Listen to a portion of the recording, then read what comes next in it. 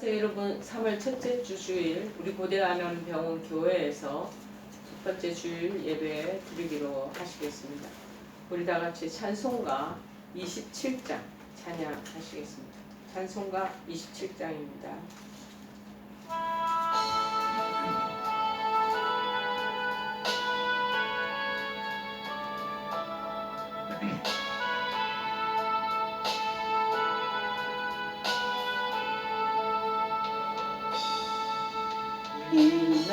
빛나고 높은 보좌와 그 위에 앉으신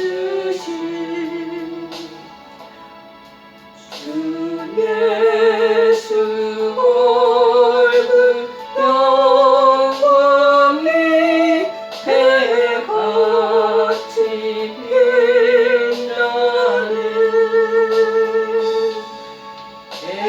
해같이 빛나는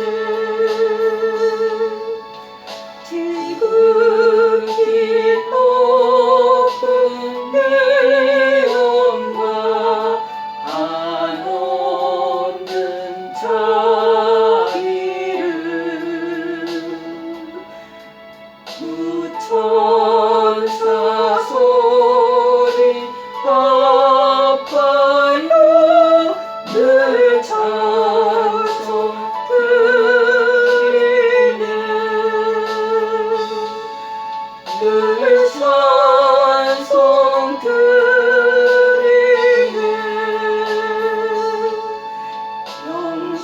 영주를 나를 살리며 그 영광 떠나서 그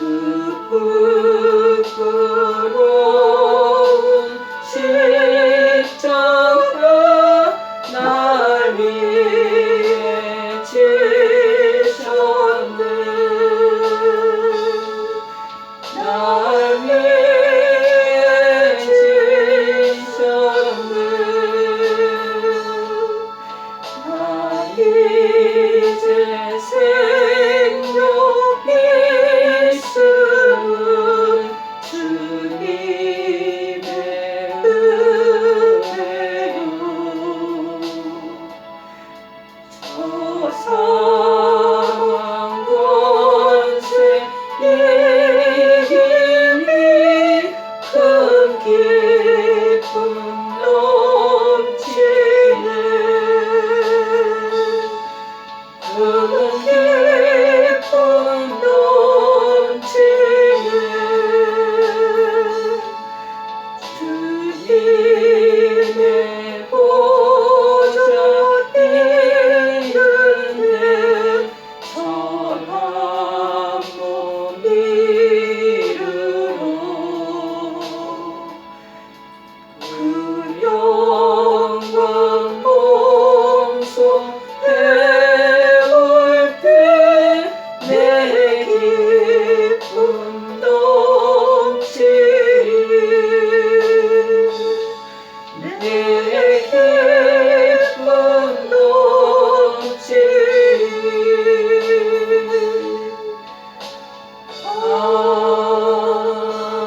아멘. 우리 다 같이 사도신경으로 저희들의 신앙을 하나님 앞에 고백하시겠습니다. 전능하사 천지를 만드신 하나님 아버지를 내가 믿사오며 그 외아들 우리 주 예수 그리스도를 믿사오니 이는 성령으로 잉태하사 동정녀 마리아에게 나시고 본디오 빌라도에게 고난을 받으사 십자가에 장사한지 사흘 만에 죽은 자 가운데서 다시 살아나시고 하늘에 오르사 전능하신 하나님 우편에 앉아 계시다가 저리로서 산자와 죽은 자를 심판하러 오시리라. 성령을 믿사오며 거룩한 공의와 성도가 서로 교통하는 것과 죄를 사하여 주시는 것과 몸이 다시 사는 것과 영원히 사는 것을 믿사옵나이다. 아멘. 오늘 하나님께서 저희들에게 주시는 말씀은 신약성경 요한 1서 2장 15절에서 17절 말씀 보시겠습니다. 요한 1서 2장 15절에서 17절 말씀입니다. 제가 가지고 있는 성경책으로는 389쪽입니다. 389쪽. 요한일서 2장 15절에서 17절 말씀 보시겠습니다. 다 찾으신 줄 알고 제가 먼저 봉독해 드리겠습니다. 이 세상이나 세상에 있는 것들을 사랑하지 말라. 누구든지 세상을 사랑하면 아버지의 사랑이 그 안에 있지 아니하니 이는 세상에 있는 모든 것이 육신의 정욕과 안목의 정욕과 이생의 자랑이니 다 아버지께로부터 온 것이 아니요 세상으로부터 온 것이라. 이 세상도 그 정욕도 지나가되 오직 하나님의 뜻을 행하는 자는 영원히 거하느니라. 아멘. 이 세상에서 성도는 어떻게 살아야 하나? 이 세상에서 성도는 어떻게 살아야 하나? 오늘 본문의 말씀에 우리가 지금 발을 딛고 있는 것이 세상이지 않습니까? 그런데 세상이나 세상의 것들 사랑하지 말라고 말씀하고 있습니다. 만약에 세상을 사랑하면 아버지 사랑이 그 안에 있지 않는다라고 지금 말씀하고 있습니다. 이 세상, 이 성경은 세상을 이중적인 의미로 사용하고 있습니다. 그래서 첫 번째는 뭐냐? 중립적인 개념으로 하나님의 피조 세계를 지칭할 때 세상이라고 표현한다라는 것입니다. 그래서 우리가 지금 발을 딛고 이렇게 살아가는 이 세상에 이 세상을 사랑하지 말라. 아마도 하나님보다 사랑하지 말라. 그 말씀을 강조하기 위해서가 아니겠나 그런 마음이 듭니다. 요한복음 1장 제가 말씀이 기억되는 것은 20절에 요한복음 1장 어쨌든지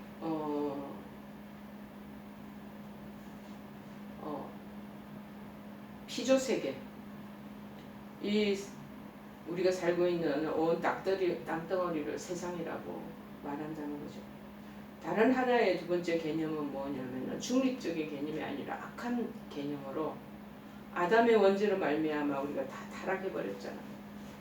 타락해서 이제 누가 활기를 치고 있냐면 마귀가 지배되는 이 세상이라는 거죠. 그래서 마귀의 지배를 받는 이 세상을 지칭할 때 이때 악한 개념으로 세상이다라고 표현한다는 것이죠. 그래서 요한복음 7장 4절에도 말씀하기를 세상이 너희를 미워하지 아니하되 나를 미워하니 이는 내가 세상의 일들을 악하다고 증언함이라. 자, 누가 증언하셨어요? 악하다. 예수님이 하나님께서 세상은 악하다. 그래서 세상을 사랑하지 말라. 세상이 그래서 우리 믿음의 사람들, 성도들을 안 좋아한다는 거예요. 왜 안 좋아하냐? 우리를 자신들을 안 좋아하는 게 아니라 우리의 뒷 배경에 계시는 예수님, 하나님을 싫어하고 미워한다. 이게 서로 대치되는 개념을 가지고 있는 거죠. 자, 8장 요한복음 8장 23절에도 말합니다. 예수께서 이르시되 너희는 아래에서 났고 나는 위에서 났으며 너희는 이 세상에 속하였고 나는 이 세상에 속하지 아니하였느니라. 소속감이 하나님의 천상의 하늘에 신으로서 존재하시고 우리는 그 신이 창조한 그러한 피조 세계 속에서 살아가는 인간이라는 것을 이렇게 보여주고 있습니다. 그래서 악한 개념에서 세상이다. 즉 마귀의 지배하에 있는 하나님과 대적되는 세상을 지칭하는 거죠. 그래서 이 세상에 있는 것은 다 육적인 것이다. 그리고 이것이 결국에는 썩어져 없어버려질 것이라는 것을 의미하고 있습니다. 근데 우리 빛 가운데 살아가는 하나님의 자녀는 이러한 욕에 우리가 속한 것들을 탐내서는 안 된다는 것이죠. 그래서 만약에 세상을 사랑하면 아버지 사랑이 그 속에 있지 않다. 세상과 세상에 있는 것을 사랑해서는 안 되는 이유가 있다. 만약에 우리가 세상을 사랑하게 되면 하나님에 대한 사랑이 점점 멀어지게 된다. 그래서 이 하나님에 대한 사랑이 결국에 멀어지면서 완전히 소멸되어 버립니다. 사라지게 된다. 빛과 어둠이 서로 같이 공존할 수 없듯이 하나님은 빛이시고 마귀의 지배하에 있는 세상은 어둠에 있는 것이기 때문에 사람들이 두 가지를 동시에 다 가지고 싶어 해요. 그러나 두 가지를 함께 공존하게 소유할 수는 절대로 없다고 말씀하고 있습니다. 인간은 그래서 어쩔 수 없이 하나님이냐 세상이냐 둘 중에 하나를 선택하여야 하는 운명에 놓여 있는 존재라는 것입니다. 그래서 오죽하면 마태복음 6장 24절에도 언급하시기를 그래서 주님은 한 주인이 두 주인을 섬기지 못한다고 말씀하고 있지 않습니까? 사도 야고보도 말합니다. 세상과 벗된 것이 하나님과 원수되는 것이다. 자, 그렇다면 우리가 세상과 하나님 관계가 어떻게 우리 놓여 있다라는 것을 큰 그림을 생각하시면서 우리에 기억할 수 있겠죠. 16절에서 전절에 성도들이 사랑하지 말아야 할 세상에 있는 것이 뭐냐 그것에 대한 구체적인 설명을 지금 적어놓은 것입니다. 육신의 정욕이다. 그러니까 육신으로 느껴지고 있는 정욕이라는 뜻입니다. 여기서 육신은 단순히 생물학적인 육체를 의미하는 것이 아니고 하나님의 정말 존귀한 영, 스피릿과 대립되는 죄의 기관으로서의 육체, 육을 의미한다는 거예요. 그래서 이 정욕은 금지된 일에 대한 근본적이고 지극한 욕망을 의미합니다. 이 정욕이란 이거는 이렇게 사랑하고 쫓아가고 추구해야 될 것이 아닌데 자꾸 그쪽으로 쫓아가고 싶어 한다라는 지극한 그 욕망을 육신의 정욕이다. 생리적인 욕구 아니고 신학적인 용어로 신앙적인 용어로 우리가 설명하자면 재성을 쫓아서 자꾸 가다 보면 거기서 또 반사작용으로 일어나는 욕망 덩어리를 얘기하는 것입니다. 이 부분에 대해서는 갈라디아서 5장 19절에 21절에 이미 말하고 있습니다. 육체의 일은 분명하니 곧 음행과 더러운 것과 호색과 우상숭배와 주술과 원수 맺는 것과 분쟁과 시기와 분냄과 당짓는 것과 분열함과 이단과 투기와 술취함과 방탕함 또 그와 같은 것들이라. 전에 너희에게 경계한 것 같이 경계하느니 원인을 주신다는 것. 우리에게 이런 일을 하는 자들은 어떻게 된다고 얘기하고 있습니다. 하나님의 나라를 역으로 받지 못한다. 자, 그래서 이 육신의 정욕에 대한 것들이 이 정의가 데피니션이 딱 정해져 있습니다. 자, 안목의 정욕은 뭐냐? 이것은 육신의 정욕을 일으키는 것 중에 가장 큰 원인의 하나라고 보는 것에서 비롯되는 욕망입니다. 욕망, 디자이어, 욕망을.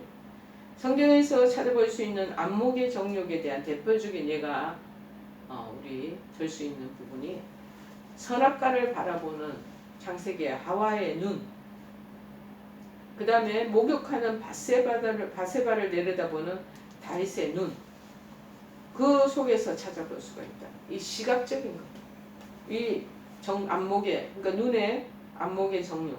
그 사람 옷 입는 거 보니까 안목이 있더라.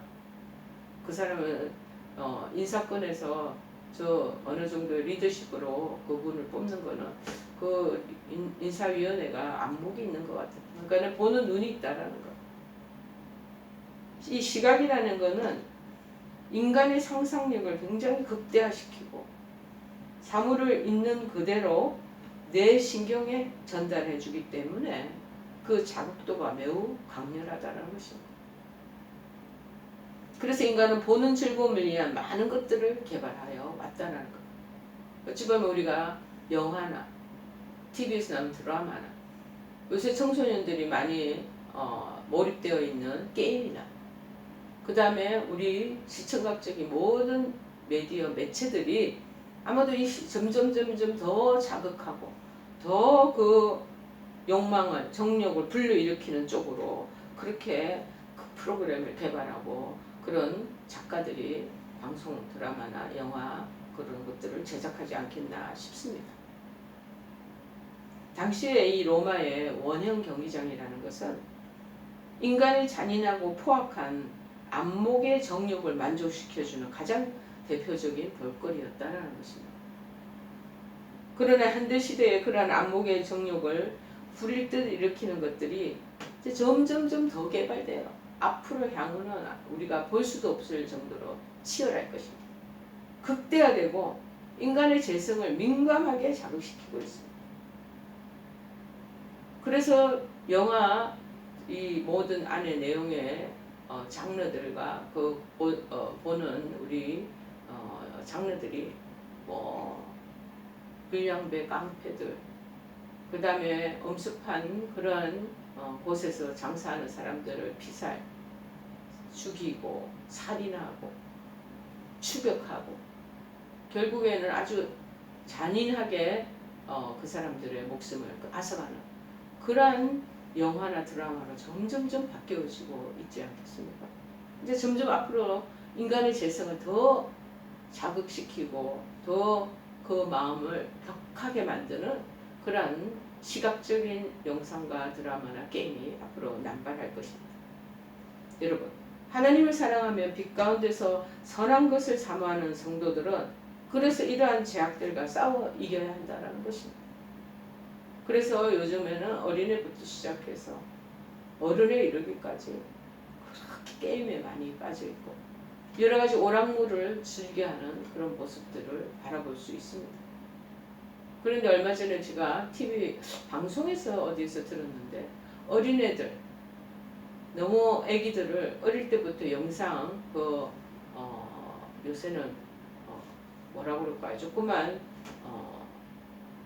컴퓨터나 이런 것들을 아이들에게 지어줘가지고 2살짜리 되는 애가 어린이 병원에서 보면 이렇게 넘겨가지고 만화나 자기 동화 얘기 그것들을 보더라고. 이게 익숙해 있는 거예요.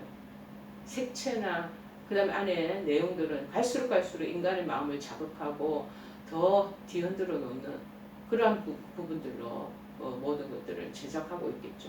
그래서 초등학교 애들도 보니까는 학습지가 옛날에는 종이로 이렇게 만들어진 학습지가 대부분이었죠. 요새는 다 조그만 노트북으로. 그래서 제가 생각할 때 아이고 집안에 저 사줄 수 있는 그런 형편이면 모르겠는데 저거 부모가 못 사줄 형편에 있는 아이들은 얼마나 위축되겠는가. 공부 못하겠네 라는 마음이 들 때도 있었습니다. 자, 그래서 이생의 자랑은 뭡니까? 없는 것을 마치 있는 것처럼 보이려는 헛되고 허무명랑한 그 과장을 뜻하는 것입니다. 따라서 이생의 자랑이란 이 세상 속에서 자신이 소유한 것을 마치 영원한 것처럼 사람들에게 보이려고 하는 그런 허영심을 말하는 것입니다. 창조주인 하나님을 모르고 육신의 것이 썩어져서 결국에는 사라질 것을 모르는 어리석은 사람들은 일을 하여져서요. 자신들이 가지고 있는 소유, 집, 부동산, 그 다음에 가지고 있는 여러 가지 대저택, 소유하고 있는 자동차, 뭐 각가지 요새 자랑할 만한 그런 도구들이 얼마나 많습니까? 그런 것들로 자기가 얼마나 이렇게 많이 가진 부유한 쪽에 속하여 있다라는 것을 자랑하는 게 나옵니다. 근데 이 말씀을 뭐라고 그러냐면 이거 전부 다 아버지 하나님께로부터 쫓아온 것이 아니라 세상으로부터 쫓아온 것이라고 말합니다. 본래 우리 살아가는 이 세상 이 모든 것은 하나님으로부터 온 것입니다. 그러나 인간은 하나님께서 유익하고 선하게 써라 하고 우리에게 다 물려주신 거거든요. 그것을 이제 사단의 유혹으로 범죄한 후에는 자기 이기적인 그 욕망의 해결책으로 사용되어지는 그런 것들로 그릇되게 사용하기 시작한다는 것이죠. 따라서 하나님의 피조물을 그릇되고 악하게 사용하는 육신의 정욕, 안목의 정욕, 이생의 자랑 이런 것들은 절대로 하나님으로부터 부여받은 것이 아니라는 것을 우리가 명심해야 되겠습니다. 그러면서 17절에는 이 세상도 그 정욕도 다 지나간다는 거예요. 그게 계속 항구적으로 그것이 고착화되어 있지 않고 자꾸 물길에 의해서 강물이 상류에서 하류로 흘러가듯이 자꾸 그 정욕도 이 세상도 지나간다는 거예요. 결국 이 말씀은 뭐냐? 이 세상이나 세상의 것들을 좋다라고 살아가고자 하는 그거는 지나가는 그것들을 붙잡고 그것에 목을 매달지 말고 그것에 집착하지 말라는 것을 바로 얘기하는 것입니다. 이 세상과 세상 안에 있는 모든 것, 더욱이 그것들을 그릇되게 사용하는 악한 정욕, 이거는 하나님의 심판대 앞에서 사라져 없으실 잠정적으로 잠시 있는 것들이라. 따라서 이 세상이나 세상의 것을 좋아서 따르고 사랑하는 것처럼 어리석고 허무한 일도 없다라는 것입니다. 그러나 반대적으로 얘기합니다. 하나님의 뜻을 행하는 이는 영원히 거하느니라 말씀하고 있습니다. 하나님의 뜻, 이거는 세상에 있는 모든 것하고 정확하게 서로 대조되는 어구입니다. 하나님의 선하시고 은혜 놓으신 뜻, 그거하고는 정반대의 입장에 있는 그러한 것이라는 것을 말하고 있습니다. 영원히 거하느니라. 영원히 거하는 것도 있지만 본질 상반절에 지나가는 것, 서로 대조되는 개념으로 이렇게 세우는 거예요. 이거를 지나가되, 이 말을 직접 이게 우리가 해석해서 풀이해 보면 오는 세대까지 머무른다. 그거 몇 세대 몇 세대 계속 이어지지 않고 어느 세대까지만 머무른다. 제가 어떤 때 이렇게 보면요, 몇십 년 전에 있었던 그 건물이나 그런 시대적인 그 풍조나 이 흐름, 유행이 어느 시점에까지만 있고요, 그 뒤로는 다 바뀌어지는 것을 목격하게 됩니다. 이제 나이가 있는 것만큼 이렇게 옛날에 있었던 그 상가나 그런 여러 가지 풍경이나 이런 것들이 희한하게 다 바뀌어져 있는 거예요. 아, 그래서 제가 깨닫는 게 이게 한시적이구나. 이거 제한적이다.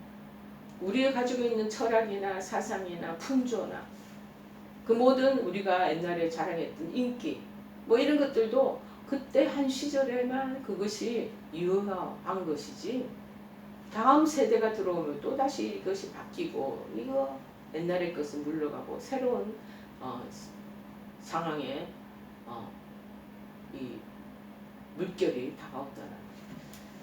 그 특별히 이제 TV에서 얼마 전에 본 건데, 이 노래도 그렇다는 거야. 노래. 옛날에는 발라드라 이렇게 조용하고 잔잔한 가사, 그 의미가 담겨져 있는 그 가사를 담은 그 우리는 기타와 함께 노래를 하고 노래를 듣고 이렇게 하면 마음이 잔잔해진대. 요새는 한 3분 안에 끝내야 된대. 그래서 전주도 없고, 그러니까는 젊은 애들이 우리 교회에 와서 이 찬송가 부르는 게 얼마나 힘들겠습니까? 도로 제가 생각해 볼 때. 그 전주 없이 바로 3분 안에 그 안에 전반부, 후반부, 결론까지 내어쳐야 되니까 그렇게 딱 응축해서 노래를 만들어내야 되니까 그렇게 힘들다는 거죠. 작곡가들이 얘기를 하는. 자, 그래서 이게 자꾸 이게 지나가고 새로운 것으로 자꾸 채워진다는 거. 이 세상과 세상의 것들은 이 세대로서 끝이 나지만 하나님의 뜻과 그것을 따르는 자들은 오는 세대, 즉 그리스도의 나라가 주님 오시는 날까지, 건설되기까지 항시적으로 이거 머물러 있다는 거. 이 굉장히 깊이 있는 거 아니겠습니까? 우리가 이런 눈을 가지고 세상을 바라보고 세상 속에서 우리가 살아가면 참 의미 있고 가치 있는 삶을 살아가게 될 것입니다.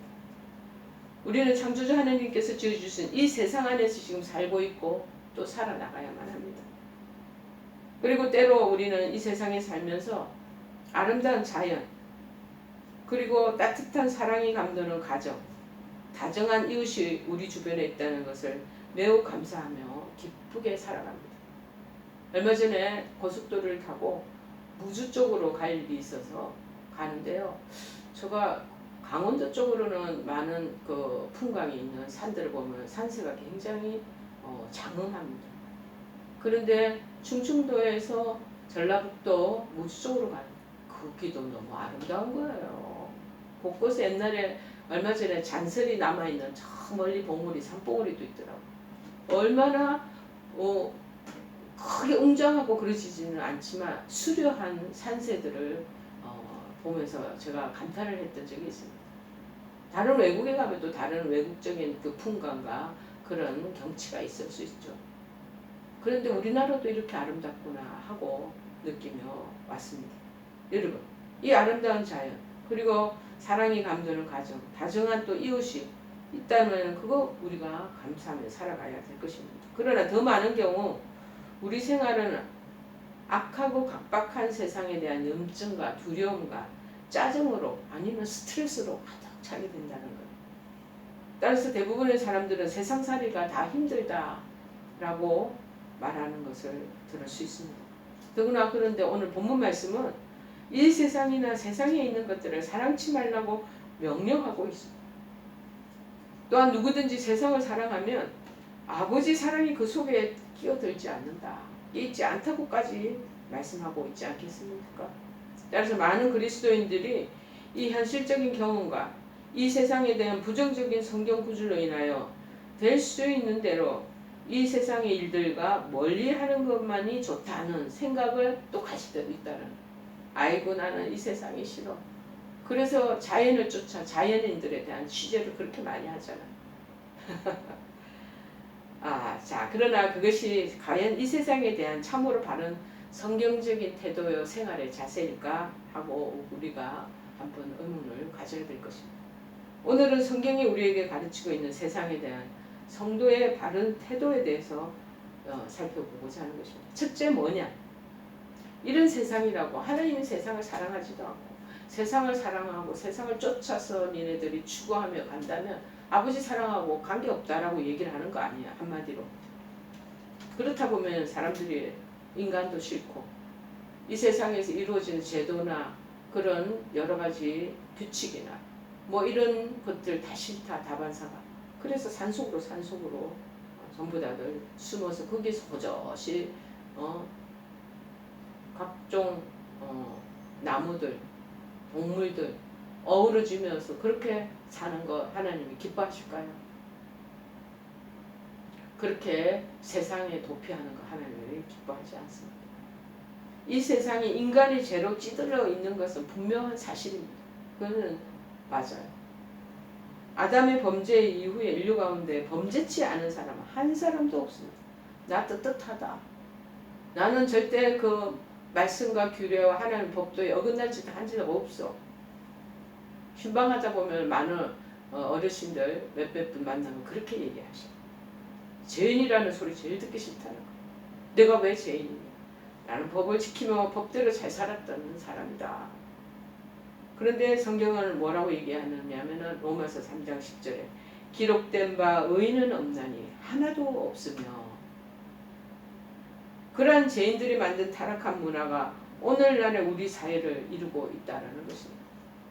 살인, 강도, 폭력, 횡령, 사기 온갖 부조리가 이 사회를 가득 채우고 있지 않습니까? 이 세상의 공중 권세자 사단 지금 앞장서고 있는데요. 오죽하겠습니까? 에베소서 2장 2절에도 말합니다. 그때 너희는 그 가운데서 행하여 이 세상 풍조를 따르고 공중의 권세 잡은 자를 따랐으니 곧 지금 불순종의 아들들 가운데서 역사하는 영이라. 옛날에 그 당시에 하나님 모르고 살 때는 그건 뭐 당연한 줄 알았죠. 이런 새로운 안목과 이런 관점이 있다는 거 꿈에도 모르고 그냥 살아온 거예요. 자, 모태신앙자인 기독교의 배경에서 자라지 않은 사람들이 다 컨버전, 회심해가지고 하나님 나라의 영역으로 들어온 사람들은 이제 뻔히 보이는 거죠. 그렇게 알지도 못하고 세상이 이르는 대로 사단이 지배하는 그 체계 안에서 그것이 좋았노라고 좋다고 생각하며 살아왔다는 것. 그러나 주님께서 십자가에 달리시던 공생의 마지막 한 주간, 즉 성곤한 주간 중에 남기셨던 기도를 한번 살펴보면요. 내가 비옵는 것은 저희를 세상에서 데려가시기를 위함이 아니요 오직 악에 빠지지 않게 보전하시기를 위함이니이다. 아버지께서 나를 세상에 보내신 것 같이 나도 저희를 세상에 보내었고 라고 하고 있습니다. 즉 도피처로 만들어서 산속에 한적한 곳에 혼자 보듯이 살지 말라는 거예요. 세상 속에 나와라. 세상으로 우리가 빛과 소금의 역할을 하도록 보냈다고 얘기를 하고 있지 않습니까? 우리들의 주변 환경이 많은 제약으로 가득 차서 때때로 그것에 유혹을 받는 것도 있습니다. 사실입니다. 그래서 죄에 물들지 않기 위해서 연약한 사람들은요, 세상으로부터 도피해서 수도원을 찾게 되고 깊은 산속에서 자연인으로 살고 싶을지도 모르겠습니다. 다 귀찮거든요. 그렇게 살아가고 그렇게 서로 옥신각신하는 경쟁 구도 속에서 버티는 힘이 없는 거예요. 그러나 우리 주님의 뜻은 그것이 아닙니다. 우리를 세상으로 도로 보내시고 그곳에서 당신의 의로우신 뜻을 수행하기를 원하신다는 거예요. 우리가 주께로부터 받은 사명을 실현해야 할 장소는 산속이나 한갓진 그런 수도원이나 아무도 없는 그런 외진 그런 곳이 아니고 세상에서 많은 사람들이 함께 모여 사는 이 악한 도시의 중심부에 있기를 원하신다는 거예요. 그러므로 세상에서 도피하려는 생각 결코 해서는 안 될 것입니다. 두 번째는 뭐냐? 그렇다고 세상이 좋아서 세상에 동화되어서 세상과 짝꿍으로 손붙잡고 막 그렇게 즐겁게 살아가는 것, 동화되는 것, 그것도 아니라는 것. 세상 사람들과 짝하며 살아야 된다는 것 잘못 또 해석하면 그렇게 이해될 수가 있습니다. 그렇지 않습니다. 성경은 분명히 말을 하기를 성도들은 세상과 구별돼야 돼요. 그리스도 안에서 우리가 하나님의 부르심을 받은 자들이라고 가르치고 있습니다. 오늘 아침에 저희들이 큐티 말씀에 뭐라고 되어 있냐면은 세상에 있는 그 모든 것들, 그리고 특별히 이스라엘 민족이 가나안 땅을 다 정복하고 차지하면 그들 원주민을 다 내쫓고 그들이 섬기고 그들이 따랐던 그런 토속적인 신앙, 우상 숭배하는 거 다 단을 찍고 헐고 불태워버리는 거예요. 왜냐? 니네들이 그 안에 관습 속에서 살다 보면 융화되어서 동화되어서 걔 사람들과 똑같이 살게 된다는 거예요. 그래서 거룩하고 구별된 삶을 살리는 그런 것들이 방해받는다는 것이죠. 그들을 왜 쫓아내고 그 속에 있던 자리 잡았던 그 우상 숭배하는 그 죄악들 왜 다 불태우라고 그러냐? 그것은 너희들은 내가 애굽 땅에서 탈출시킨 거룩한 하나님의 백성이기 때문이라는 거예요. 거룩한 사람은 거룩지 않은 자들과 얽혀 설켜서 살아간다라는 것. 그들과 동화된다라는 것. 그거는 하나님 뜻이 아니라는 것. 고린도전서 1장 2절에 말합니다. 하나님의 교회 곧 그리스도 예수 안에서 거룩하여지고 성도라 부르심을 받은 자들과 또 각처에서 우리의 주 곧 그들과 우리의 주 되신 예수 그리스도의 이름을 부르는 모든 자들에게 또한 믿지 않는 자들과 결코 멍에를 같이 하지 말라고 가르치고 있습니다. 비록 우리 몸이 이 세상에 속하여 있고 또 우리의 사역의 현장이 이 세상이라 할지라도 우리 성도들은 결코 이 세상에 동화되어서는 안 된다는 거예요. 그러니까 정체성을 딱 가지고 있어야 됩니다. 그들에 의해서 휘둘리지 말아야 됩니다. 크리스찬으로서 믿음의 백성으로서 하나님의 부르심 받은 우리가 거룩한 성도로서 그 안에 우리가 가지고 있는 자존감이 딱 서 있어야 된다. 같이 세상과 같이 더불어서 살되 동화되면 안 된다는. 세상에 동화되면 빠져나갈 길이 없어요. 우리가 연약하기 때문에. 그래서 미리 방책을 만들어 놓으신 게 아닌가 싶습니다. 세상의 제약에 물들게 돼요. 조금씩 스며들게 돼요. 타협하게 됩니다. 전국적으로 계약을 이루게 됩니다. 언약 백성의 그 언약성을 잊어버리게 되고 그들과 언약하고 타협 절충하면서 그들의 삶과 함께 어우러져서 살아가게 된다는 거예요. 결국은 불신자들과 동일한 멸망의 자리에 떨어지는 것이 너무나 분명하다. 우리는 다만 천국 본향을 향해 잠시 이 세상을 살아가는 나그네일 뿐이라는 거예요. 그 말씀이 베드로 전서 1장 17절에 너희 외모로 보시지 않고 각 사람의 행위대로 심판하시는 이를 너희가 아버지라 부른즉 너희가 나그네로 있을 때를 두려움으로 지내라. 지금 우리에게 말씀. 니네들 나그네의 삶이야. 니네들 그곳에서 영구히 거주할 시민권자가 아니야. 거기가 시민권자. 그의 우리 소속은 어디냐? 저 하늘나라. 저 천국에 우리 소속이. 그 정체성을 지금 자꾸 가르쳐주고 있어요. 그래서 본문에서 육신의 정욕과 안목의 정욕과 이생의 자랑을 쫓지 말라. 이런 것도 뭐냐? 다른 이 땅에 니네들이 서가지고 디딛고 서 있지만 그것에 혹시나 안주하고 여기가 줬소이다 하고 여기를 안 떠나려? 안주하거나 그 땅에 빠져서 살지 말고 자꾸 눈을 위로 향하여 위를 바라보면서 살아갈 것을 우리에게 교훈하고 있다는 것입니다. 우리가 늘 들으면서도 자꾸 잊어버려요. 그래서 어쩌면 말씀을 자꾸 우리가 묵상하든지 말씀을 듣는 것이 중요한 것이 아닌가 싶습니다. 골로새서 3장 1절에도 2절에 말합니다. 그러므로 너희가 그리스도와 함께 다시 살리심을 받았으면 위의 것을 찾아라. 거기는 그리스도께서 하느님 우편에 앉아 계시느니라. 위의 것을 생각하고 땅의 것을 생각하지 말라. 자, 땅의 것, 이 세상에 있는데 우리 땅 짓고 살죠. 이거 생각하지 말고 자꾸 위의 것을 생각하라.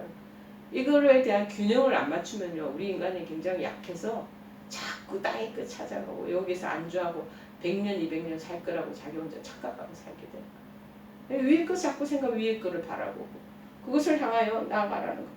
위의 것을 찾고 구하라는 거. 세 번째는 그러면 어떻게 해야 되나? 세상을 그러면 땅에 소속되어 있는데도 불구하고 도피해도 안 되고 그곳에 또 서로 짝하면 살아도 안 되고 뭐 어쩌라는 것인가? 세상을 변화시키는 사명자로서의 삶을 살아야 합니다. 하나님의 하나뿐인 아들 예수 그리스도를 이 세상에 보내신 것은 온 세상의 만물이 예수를 그리스도 주라 시인하면서 하나님 아버지께 영광을 돌리도록 하기 위함입니다. 웨스트민스터 거기 소요리 문답에도 제1항이 뭐냐면 우리의 삶의 목적은 하나님께 영광을 돌리도록 만들어진 존재다 하고 딱 정의를 내리고 있습니다. 이를 위하여 그리스도께서 부활 성천하실 때도 그의 제자들에게 말씀하시는 건 뭐냐? 땅 끝까지 이르러 내 증인이 되라고 말하죠. 땅 끝까지 이르러 잘 살아라 그것만으로 하신 게 아니고 너 여기서 안주하고 여기서 잘 행복하게 그렇게 걱정 없이 살아라 하신 게 아니고 땅 끝까지 가서 내 증인이 되라는 지상 명령을 주신 것 아니겠습니까? 그러나 여전히 이 세상에는 예수 그리스도를 주로 영접하지 않은 사람이 많이 있다는 것. 그리고 세상 곳곳에서 아직도 하나님의 의가 실현되지 않고 더욱 악이 기승을 부리고 있다는 것. 저희들 여러분들 지금 입원하고 계시잖아요. 입원한 곳을 늘 신방을 합니다. 이전보다 훨씬 마음이 강팍해지고 거부하고 막 그냥 손살에 치고 커튼도 열지 말라 그러고 아주 막 고개 돌리고 속으로 그런 거부 반응과 그런 제스처나 말로 우리를 무시하는 건가 거절한다는 건가 그런 생각을 할 때가 있다는 거죠. 그런데 그것이 아니라 우리 1대1의 우리에게 대해서 이렇게 표시를 하는 게 아니라 우리 뒤에 계시는 예수님 하나님에 대해서 보이콧하고 있다는 거예요. 당신이 가지고 있는 그 신앙이 내한테 들어오는구나 겁나 오지마 하고 막을 치는 거죠. 하나님의 의가 실현되지 않고 악이 기승을 부리는 이때쯤에 자꾸 우리는 세상으로 나가기를 하나님이 소망하고 있습니다. 그래서 주의 복음이 전파되고 우리 삶의 각 영역 속에서 하나님의 의가 드러날 수 있도록 계속해서 삶을 살아감으로써 세상을 변화시키는 개혁자, 사명자가 되어야 한다는 것입니다. 세상에 썩어질 것들만을 추구하며 자기만을 사랑하고 이기적인 욕심에 채우는 이 세상 사람들의 가치관을 하나님의 뜻에 합당한 것으로 변화시켜가는 자들이 되어야 한다는 거예요. 그래서 자꾸 복음을 전하고 그들을 주님의 품 안으로 돌려보내고 그 일들을 우리가 해나가야 된다는 거죠. 그렇게 할 때 하나님이 기뻐 받으시는 백성들이 날로 날로 증가하게 되면 하나님 나라가 확장된다는 사실입니다. 우리는 이 세상을 주의 복음과 사랑으로 변화시키라고 주님의 파송을 받은 주의 사자들인 것을 기억하십시오. 목회자나 그러한 일들을 만드는 선교사들만 그 일을 맡아서 하는 것이 아니에요. 평신도인 우리들도 마찬가지로 그 일들을 하라고 하나님께서 우리를 보내시고, 심지어 병원에 지금 아프면서도 옆에 믿지 않는 사람들을 두게 하시고 그들에게도 말씀을 전달하고 예수 믿으라고 그렇게 손을 내미시고 그렇게 하는 게 필요하다. 따라서 우리의 매일의 삶이 그러한 삶을 수행하는 삶이 되어야 된다는 것입니다. 여러분, 이 세상은 우리가 마냥 피하여야 할 대상도 아니고 도피처럼 우리가 다른 곳에다가 산속 한적한 곳에서 살아가는 것도 아니고 동화되어서 함께 어울려서 사사시대의 이스라엘 백성들처럼 그 속에서 파묻혀 살아가는 것도 아니고, 비록 이 세상 모든 사람들이 범죄하고 하나님을 떠났을지라도 하나님은 여전히 이 세상을 사랑하시고 이 세상에 대한 위대한 구원의 계획을 가지고 계신다는 것입니다. 그리고 그 계획을 누굴 통해서? 우리들을 통해서 이루어 가기를 원하신다는 것입니다. 그래서 사명을 주신 거예요. 우리 각자. 그렇게 그러다 보면 점점 순종한 사람들이 늘어나고 많아지게 되고 궁극적으로 모든 사람들이 그렇게 삶을 살아가기를 원하게 된다는 거예요. 따라서 세상을 도피하거나 세상에 동화되는 것도 아니고 한 사람 한 사람이 다 우리 주의 뜻을 받들어 이 세상 구석구석까지 복음이 전파되고 하나님 나라가 그의 의가 또 실현되도록 힘쓰는 그런 사명자의 마음을 가지고 살아가야 할 것입니다. 그래서 마태복음 6장 33절에 제가 좋아하는 말씀입니다. 그런즉 너희는 먼저 그의 나라와 그의 의를 구하라. 그리하면 이 모든 것을 너희에게 더하시리라. 오늘 이 말씀이 여러분에게 주일날 하나님께서 선포하시는 메시지인 줄 믿습니다. 우리 말씀을 다 왔으니 찬송가 393장 찬송하시겠습니다. 393장 찬송하고 축도로 예배 마치겠습니다. 393장.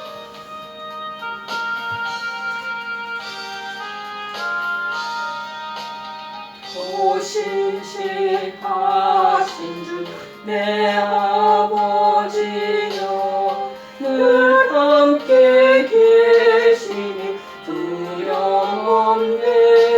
그 사랑 변찮고 날 지키시며 어제나 오늘이 한결같네. 오 신실하신 주 신실하신 주 날마다 자비를 베푸시며 일용할 모든 것 내려주시니 오 신실하신 주 나의 구주. 봄철과 또 여름 가을과 겨울 해와 달 별들도 다 주의 것. 만물이 주 영광 드러내도다. 신실한 주 사랑 나타내네.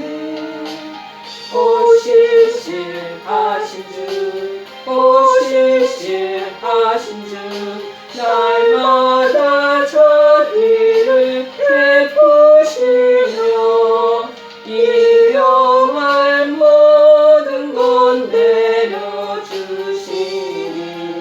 오 신실하신 주 나의 구주.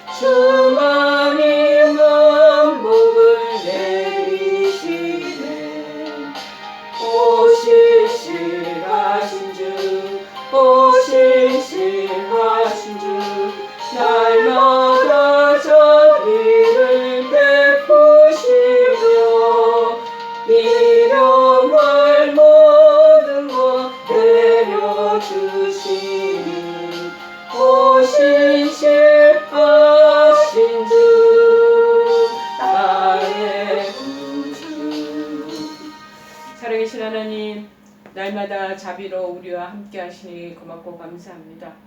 이 세상을 사랑하지 말라. 이 세상을 쫓아 사랑할 때 하나님의 사랑이 그 속에 담겨져 있지 않다고 말씀하시니 참으로 고맙고 감사를 드립니다. 이제 우리가 어떻게 살아야 될지, 어떤 방향으로 나가야 될지 우리들에게 알려주셨사오매 참으로 도피하지도 그렇다고 하나님 아버지와 동화되지도 않고 변화를 하나님 아버지여 정말 계획하는 변화를 하나님 아버지여 저희들이 만들어내는 그러한 사람으로 사명자로 살아가는 우리가 되게 도와주옵소서.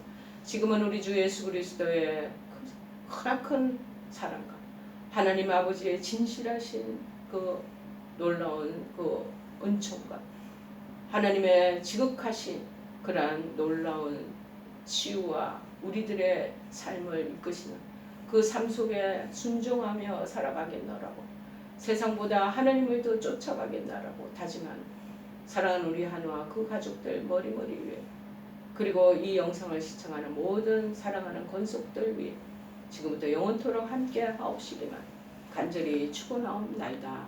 아멘.